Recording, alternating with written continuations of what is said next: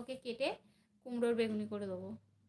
ভাই প্রচুর ভিড়, ভিড় হবে তো, জানি তো। করিমণি বৌদি ভাই, আজ কোথায় গিয়েছিলাম জানো?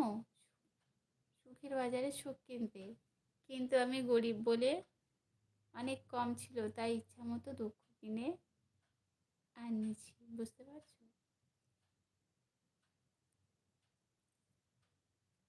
ওই দুঃখের মাঝেই সুখ খুঁজে নিতে হবে, বুঝেছো বন্ধু? তুমি কেন মনে করছো যে তুমি দুঃখে আছো? দুঃখটাকে সুখ বলে করে নাও না।